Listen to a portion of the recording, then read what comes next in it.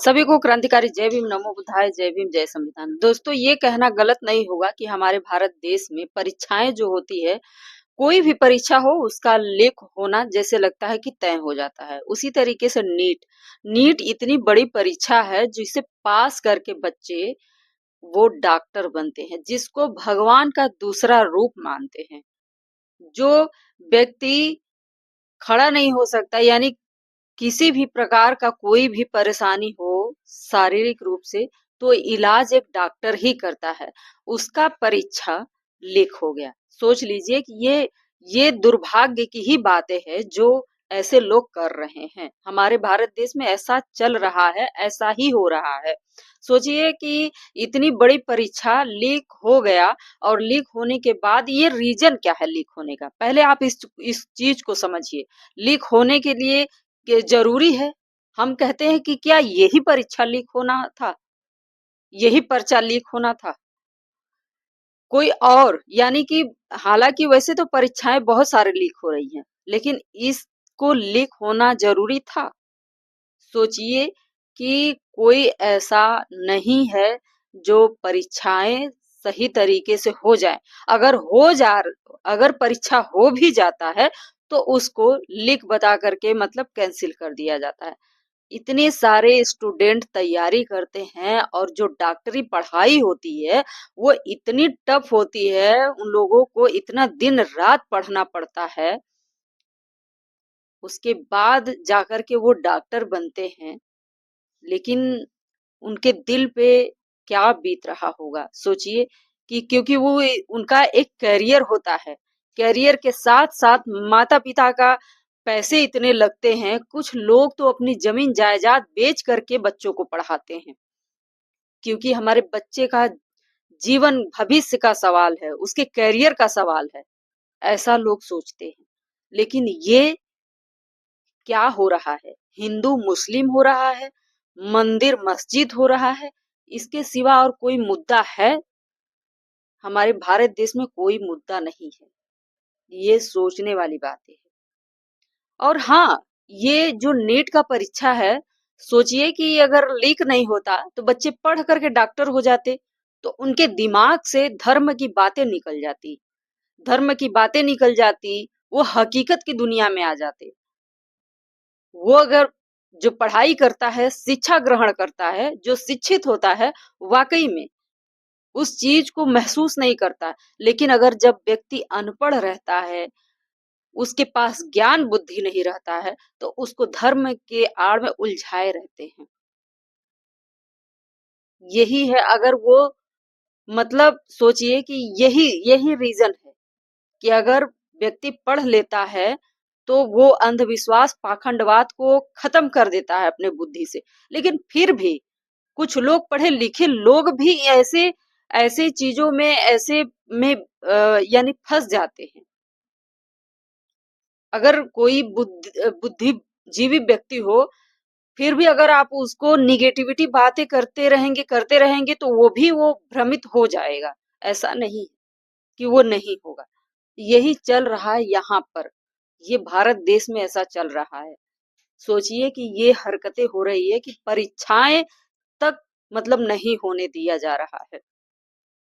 शिक्षा को इस तरीके से सोच लीजिए, इस चीज को एकदम शिक्षा को खत्म करना चाहते हैं, कानून को खत्म करना चाहते हैं। इस भारत देश में सांस्कृतिक जो संस्कृति है उसको बचाए रखना चाहते हैं, हिंदू धर्म को बचाए रखना चाहते हैं, सनातन धर्म को बचाए रखना चाहते हैं, जो कि इन सब चीजों का कोई जीवन से कोई मतलब नहीं है।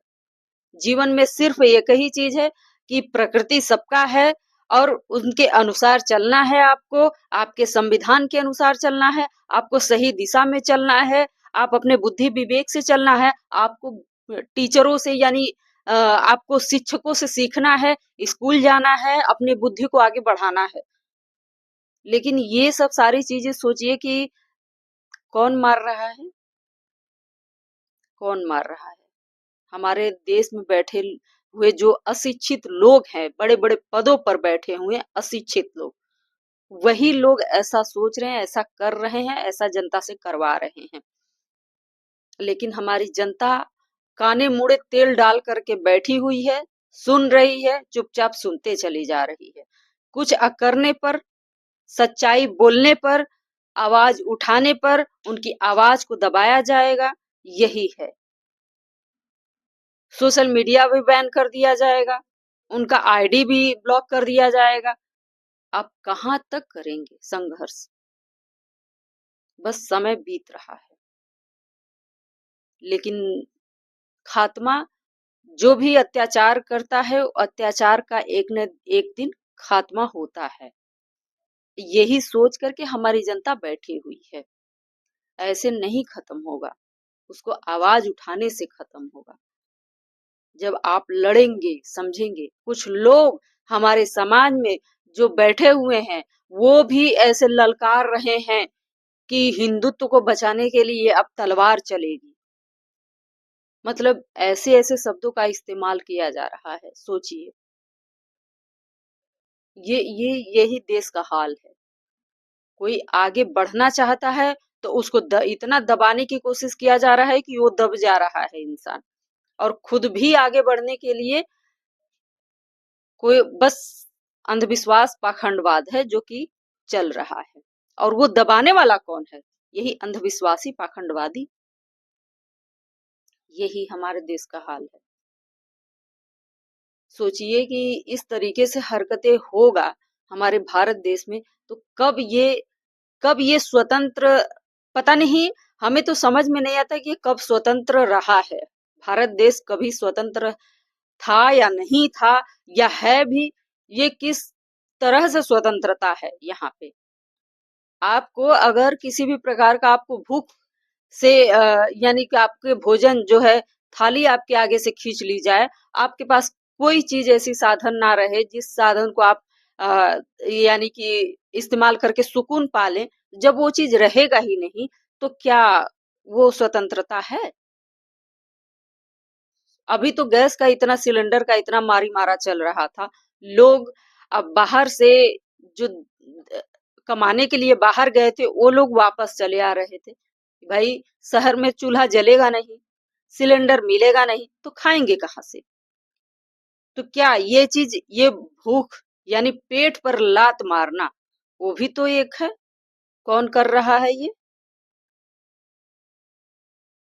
यही चीज है कि अगर ये जो पढ़ाई अगर चलता रहेगा, यानी शिक्षित रहेंगे लोग, शिक्षा रहेगा, तो वो उस चीज को नहीं मानेंगे। लेकिन ये भी गलत बातें हैं। ये भी उन्हीं लोगों के ऊपर भी पड़ेगा जो ऐसा सोच रहे हैं।